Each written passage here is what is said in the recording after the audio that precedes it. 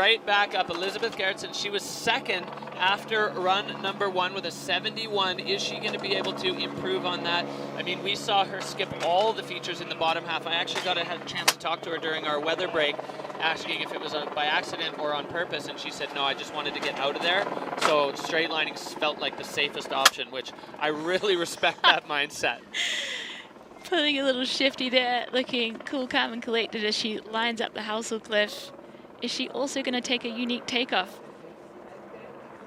Catching the backside of a bomb hole, but managing. It doesn't look like she even got sat down. So the riders here definitely been watching the other categories and starting to see what works. Elisabeth now coming into this wind lip, catching a shifty there and putting herself up into the soft snow above these cliffs.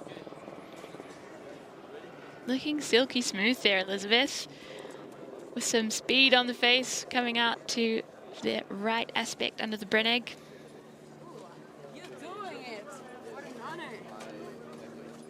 Yeah, so stacking things up. Elisabeth going way out to the left side under the big monstrous cliff and past our safety team there sitting in the Rockwell.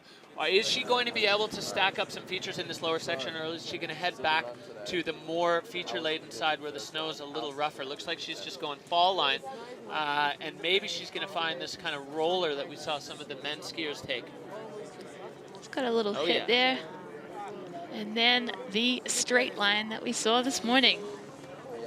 Elisabeth Gerritzen unleashing. Now there is a bit of a compression there, but she handles it like the veteran free rider that she is.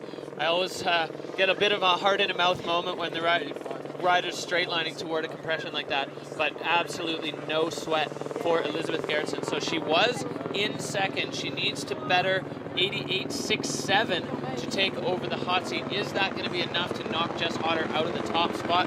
The judges have their work cut out for them.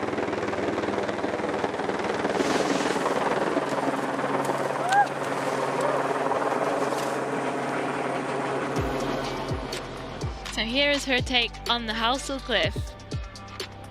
Catching that bomb hole, but just holding it together so expertly. Really strong skiing from Elisabeth Gerritzen. And just looking so balanced over her skis. Yeah, she said she's been working with Maud Bess at home in Verbier on her technique. Maud is a ski instructor and a coach, so she's been on the school of Maud Bess. So 79.00.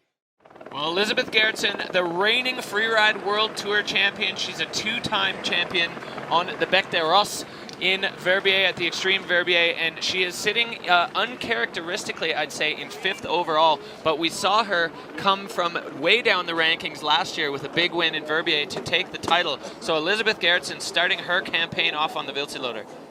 So she's airing off the wind lip there. She's taking some speed and aggression down into the Housel Cliff. Holy. That was a solid. I think she did like 3 turns, that whole top section. It's hard to tell how steep that is, but I can tell you she was flying down there, straight into the cliff. Absolutely pumping off the Housel Cliff. Now, we saw Jess Hodder basically show us that the snow conditions are pretty tricky here, but Elisabeth putting it right into the fall line.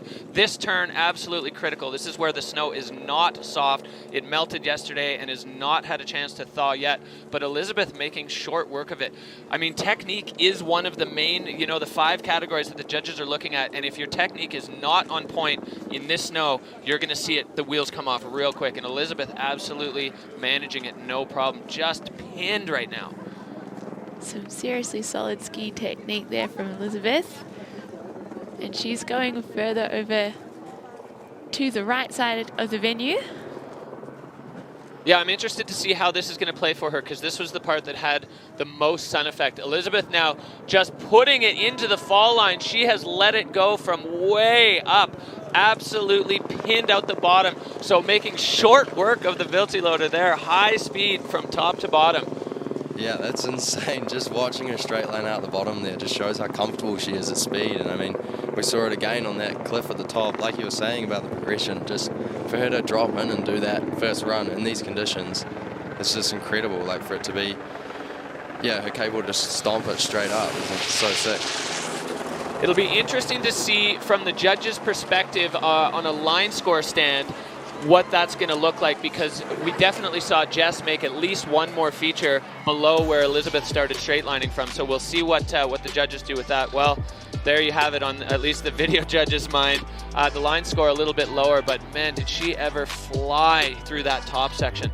That is definitely going to play in her favor. And then, yeah, Elisabeth just looks like maybe got a little caught up, and then you have a choice that you have to make in about 100th of a second. Throw it sideways and risk falling, or just put it in the fall line and commit to the run out. And she definitely did that, and I think in that instance that was a good choice. Yeah, I think she's really pinned it out the bottom there, and I wonder if she's going to take a strategy to...